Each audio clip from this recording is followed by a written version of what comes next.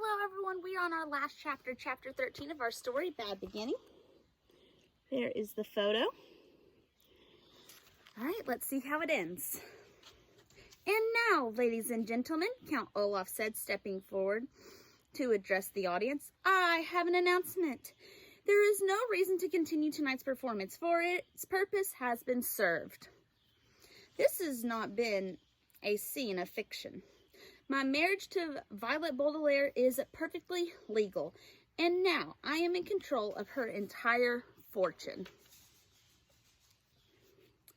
There were gasps from the audience, and some of the actors looked at one another in shock. Not everyone apparently had known about Olaf's plan. That can't be, Justice Strauss cried.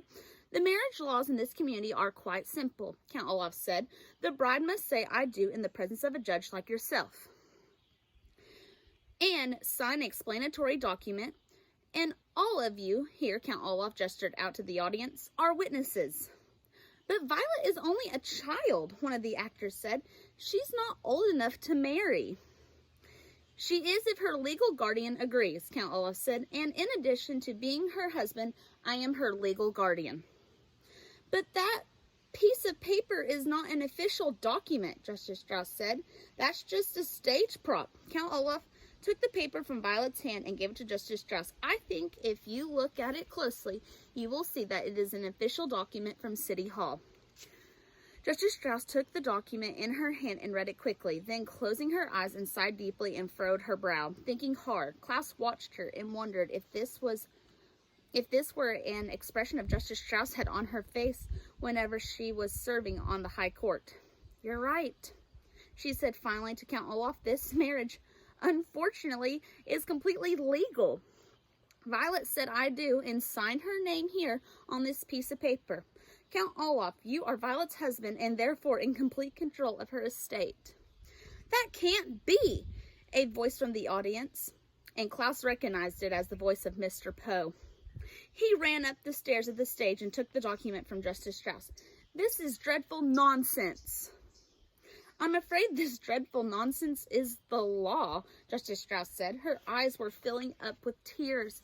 I can't believe how easily I was tricked, she said. I would never do anything to harm you children. Never. You were easily tricked, Count Olaf said, grinning, and the judge began to cry. It was child's play, winning this fortune. Now, if all of you will excuse me, my bride and I need to go home for our wedding night. First, let Sunny go, Klaus burst out. You promised to let her go. Where is Sunny? Mr. Poe asked. She's all tied up at the moment, Count Olaf said. If you will pardon a little joke. His eyes shone as he pressed the buttons of the walkie-talkie and waited while the hook man answered. Hello? Yes, of course, it's me, you idiot. Everything has gone according to plan. Please remove Sunny from her cage and bring her directly to the theater. Klaus and Sunny have some chores to do before they go to bed. Count Olaf gave Klaus a sharp look. Are you satisfied now? He asked. Yes, Klaus said quietly. He wasn't satisfied at all, of course, but at least his baby sister was no longer dangling from a tower. Don't think you are so safe, the bald man whispered to Klaus.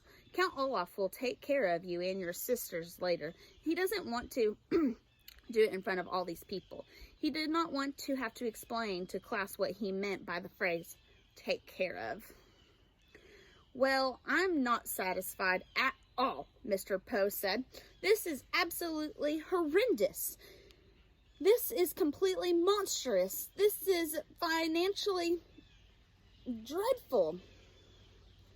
I'm afraid, however, Count Olaf said, that it is legally binding. Tomorrow, Mr. Poe, I shall come down to the bank and withdraw the complete Baudelaire fortune.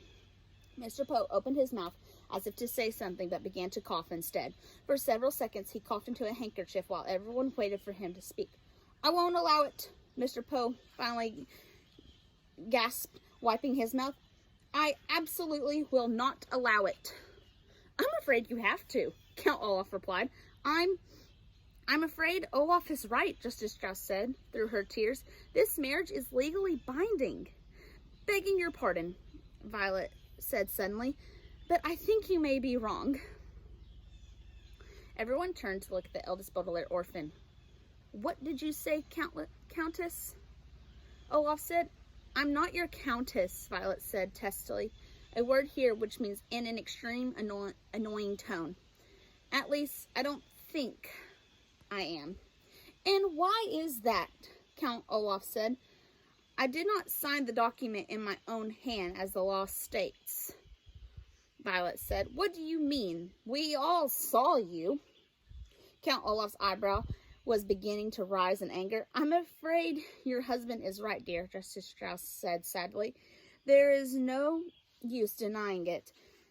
There are too many witnesses. Like most people, Violet said, I am right-handed, but I signed the document with my left hand. What? Count Olaf cried. He snatched the paper from Justice Strauss and looked down at it. His eyes were shining very bright. You are a liar, he hissed at Violet. No, she's not, Klaus said excitedly. I remember because I watched her left hand trembling as she signed her name. It is impossible to prove, Count Olaf said. If you like, Violet said, I shall be happy to sign my name again on a separate sheet of paper with my right hand and then with my left. Then we can see which signature the one on the document most resembles. A small detail like which hand you use to sign, Count Olaf said, does not matter in the least. If you don't mind, sir, Mr. Poe said, I, like Justice Strauss, to make that decision. Everyone looked at Justice Strauss, who was wiping away the last of her tears. Let me see, she said quietly, and closed her eyes again. She sighed deeply, and the Baudelaire orphans and all who liked them held their breath as Justice Strauss furrowed her brow, thinking hard on the situation. Finally, she smiled. If Violet is indeed right-handed, she said cheerfully, and she signed the document with her left hand, then it follows this signature does not fulfill the requirements of the nuptial laws. The law clearly states the document must be signed in the bride's own hand. Therefore, we cannot conclude that this marriage is invalid. Violet, you are not a countess, and Count Olaf, you are not in control of the Baudelaire fortune. Hooray! Cried a voice from the audience, and several people applauded. Unless you are a lawyer, it will be probably strike you as odd that Count Olaf's plan was defeated by Violet signing with her left hand instead of her right. But the law is an odd thing. For instance, one country in Europe has a law that requires all its bakers to sell bread at the exact same price. A certain island has a law that forbids anyone from removing its fruit. And a town not too far from where you live has a law that bars me from coming within 5 miles of its borders. Had Violet signed the marriage contract with her right hand, the law would have made her miserable contessa. But because she signed it with her left, she remained, to her relief, a miserable orphan. What a good news to Violet and her siblings. Of course, was bad news to Count Olaf. Nevertheless, he gave everyone a grim smile. In that case, he said to Violet, pushing a button on the walkie-talkie, you will either marry me again, and correctly this time, or I will Nepo. Sunny's unmistakable voice rang out to over Count Olaf as she trotted on stage towards her siblings. The hook-hand man followed behind her, his walkie-talkie buzzing and crackling. Count Olaf was too late. Sunny, you're safe, Klaus cried and embraced her. Violet rushed over, and the two older Baudelaires fussed over the youngest one. Somebody bring her something to eat, Violet said. She must be very hungry after hanging that tower window all that time. Cake! Sunny shrieked. Urgh! Count Olaf roared, and he began to pace back and forth like an animal in a cage, pausing only to point a finger at Violet. You may not be my wife, he said, but you are still my daughter, and do you honestly think, Mr. Poe said in an exasperated voice, that I will allow you to continue to care for these 3 children after the treachery I have seen here tonight? The orphans are mine, Count Olaf insisted, and with me they shall stay. There is nothing illegal about trying to marry someone. But there is something illegal about dangling an infant out of a tower window, Justice Strauss said indulgently. You, Count Olaf, will go to jail, and the 3 children will live with me. Arrest him, a voice said from the audience, and the other people took up the cry. Send him to jail. He's an evil man, and give us our money back. It was a lousy play. Mr. Poe took Count Olaf's arm, and after a brief eruption of coughs, announcing in a harsh voice, I hereby arrest you in the name of the law. Oh, Justice Strauss, Violet said, did you really mean what you said? Can we really live with you? Of course I mean it, Justice Strauss said. I am very fond of you children, and I feel responsible for your welfare. Can we use your library every day? Klaus asked. Can we work in the garden? Violet asked. Cake! Sunny shrieked, and everyone laughed. At this point in the story, I feel obligated to interrupt and give you one last warning.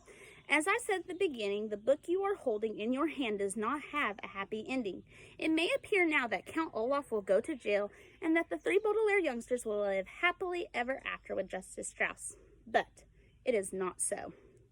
If you like, you may shut the book this instant and not read the unhappy ending that is to follow. You may spend the rest of your life believing that the Baudelaire triumphed over Count Olaf and lived the rest of their lives in a house and library of Justice Strauss. But that is not how the story goes. For as everyone was laughing at Sunny's cry for cake, the important-looking man with all the warts on his face was sneaking towards the controls for the lighting of the theater. And that is where I'm going to end the chapter. So if you would like to live out with the story being happy, then stay here. If you want to know the true ending, you may watch the next video. Thanks for listening.